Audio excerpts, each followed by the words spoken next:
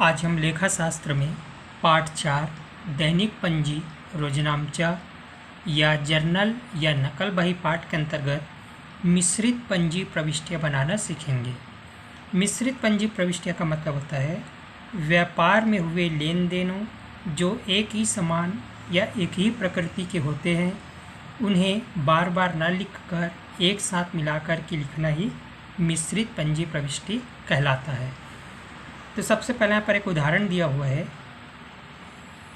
निम्न से व्यापार प्रारंभ किया, रोकड़ 30,000, माल 20,000, फर्नीचर 10,000। दूसरा है माल खरीदा, नगद 2,000, राम से 3,000, श्याम से 4,000। तीसरा निम्नलिखित व्यय चुकाए, मजदूरी चुकाई 100 रुपये, वेतन दिया 200, किराया दिया 300। तो इस प्रकार के जो प्रश्न दिए हुए हैं वो है मिश्रित पंजी प्रविष्टियाँ। जैसे यहाँ पर माल खरीदा नगद राम से श्याम से, तो यहाँ पर एक ही व्यवहार जो है 3 बार हो रहा है। तो इस प्रकार जो प्रविष्टि होती है उसको अलग अलग न लिख करके हम एक साथ लिखते हैं, क्योंकि एक समान ही प्रकृति की व्यवहार या एक समान सौदे हो रहे हैं। तो देखते हैं हम इसको कैसे बनाएंगे। तो हल करेंगे, सबसे पहले हम कॉलम बनाएंगे, दिनांक, विवरण, खाता पृष्ठ, विकलन राशि, समाकलन राशि। यहाँ हेडिंग देंगे पंजी प्रविष्टियाँ।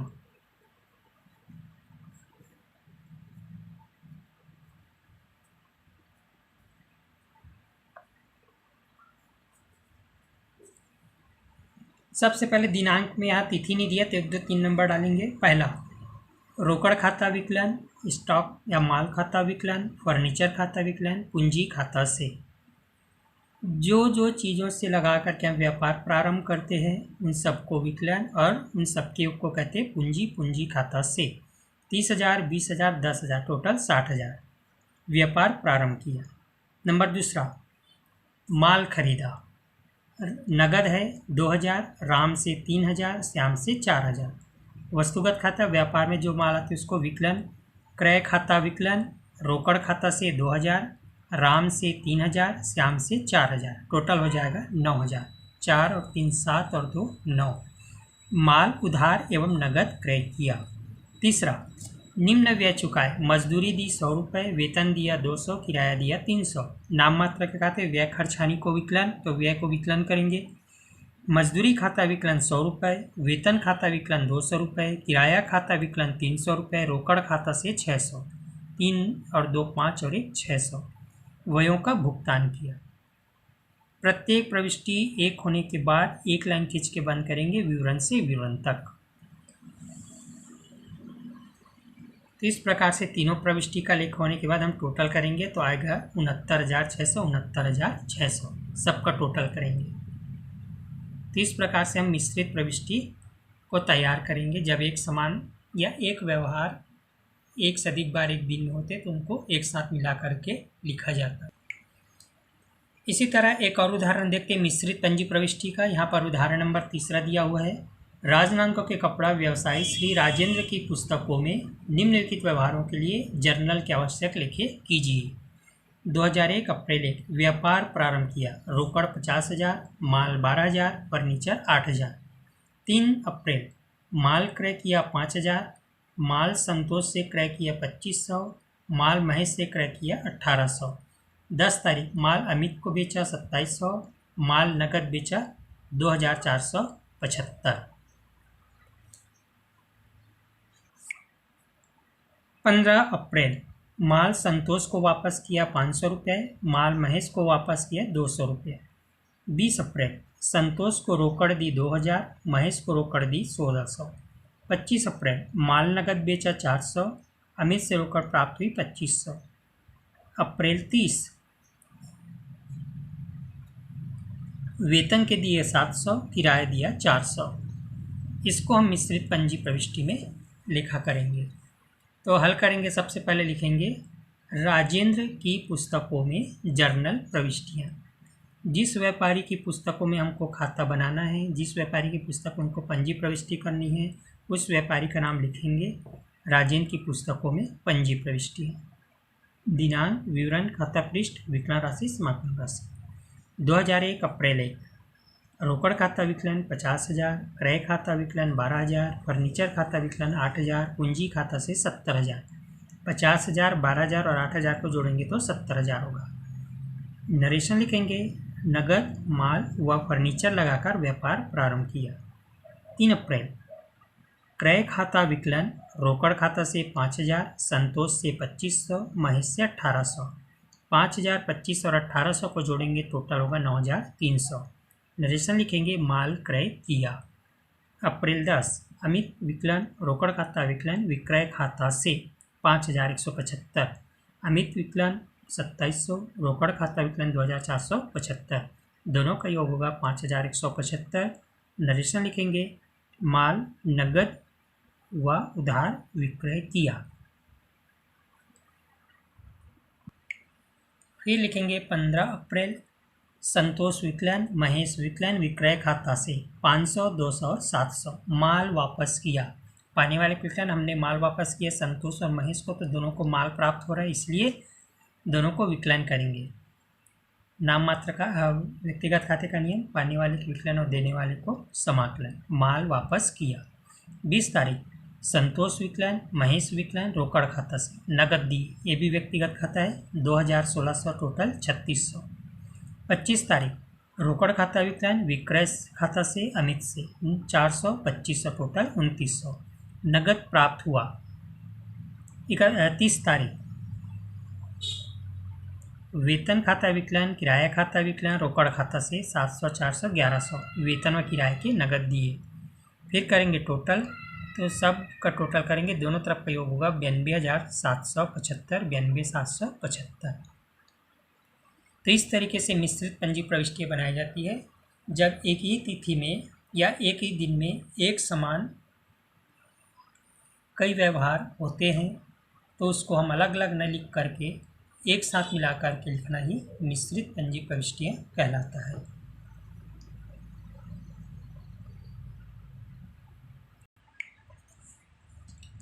इसके बाद हम अगला पंजी देखेंगे, बट्टा संबंधी पंजी प्रविष्टियाँ।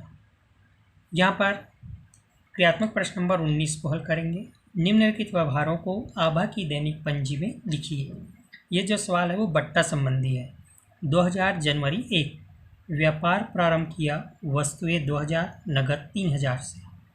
5 जनवरी, श्री सुदेश कुमार से 10% व्यापारिक छूट तथा 5% रोकड़ छूट की शर्तों पर धनादेश द्वारा 2,000 रुपये का माल क्रय किया। 10 तारीख, श्री दिनेश कुमार को 5% व्यापारिक छूट पर 1,600 रुपये का माल विक्रय किया, जिसके पूर्ण भुगतान में 20 रुपये रोकड़ छूट देने के बाद धनादेश प्राप्त हुआ।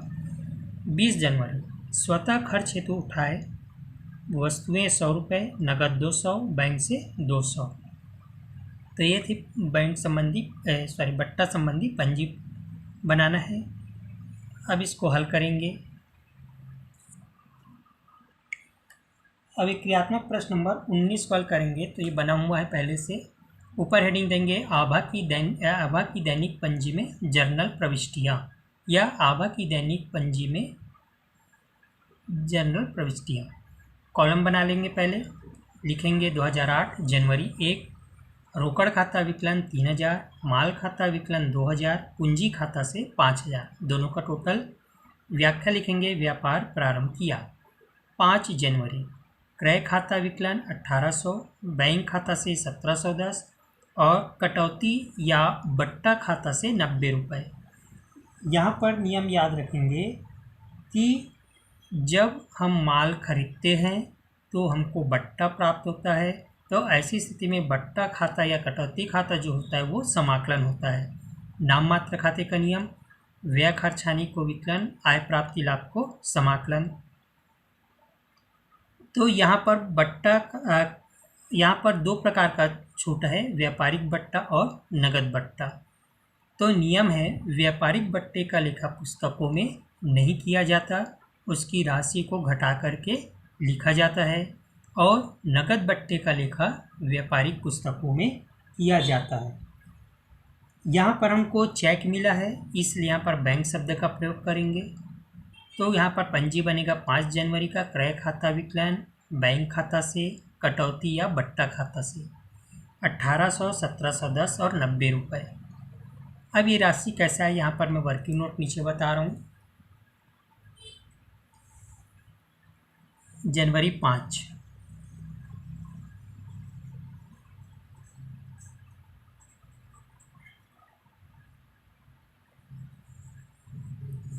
क्रय राशि है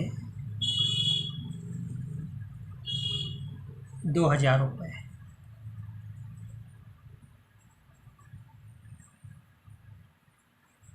व्यापारिक बट्टा 10%, तो 2000 का 10%,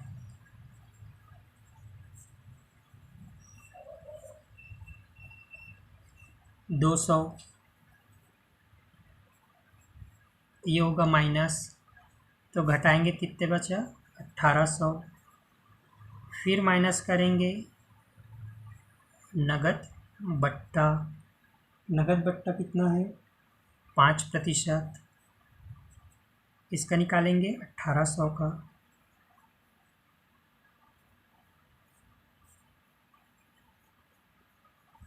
तो हो जाएगा 90 रुपये।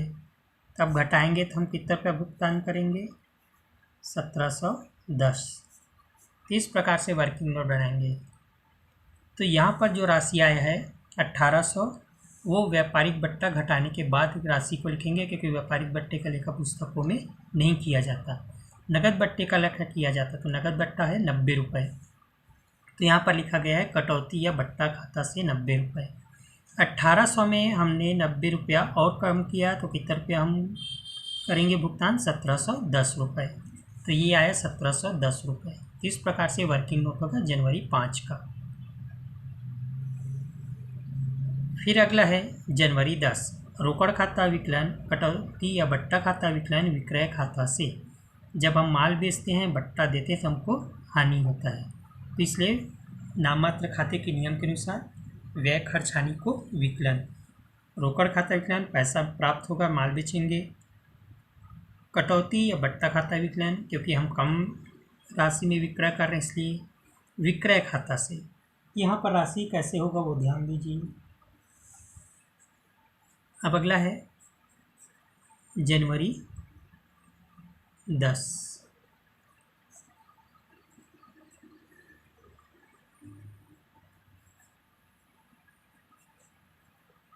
विक्रय राशि है 1600 रुपये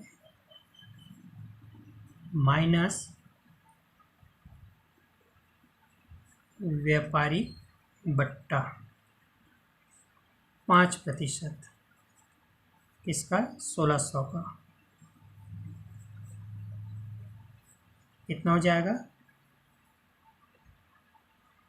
80 रुपये। तो शेष कितना बचा, 1520 माइनस नगद बट्टा, यहाँ पर प्रतिशत नहीं दिया बल्कि पहले से निकाल के दे दिया है, 20 रुपये। तो बचा कितना, 1500।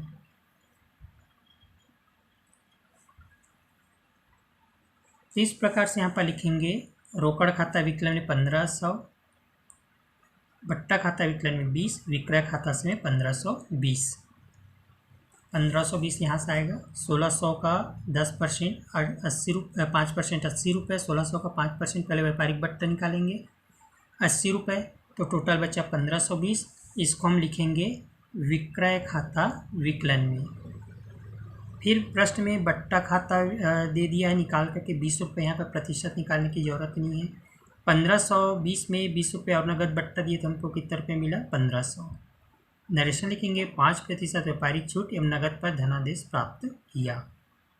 फिर अगला है 20 तारीख, आहरण निजी प्रयोग हेतु निकालना, मतलब आहरण। आहरण खाता विकलन 500, माल खाता से 100, रोकड़ खाता से 200, बैंक खाता से 200, तीनों का टोटल होगा 500।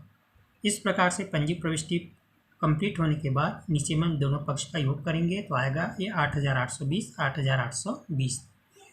तो इस तरीके से हमको बट्टा संबंधी सवाल को हल करना है वर्किंग नोट के साथ।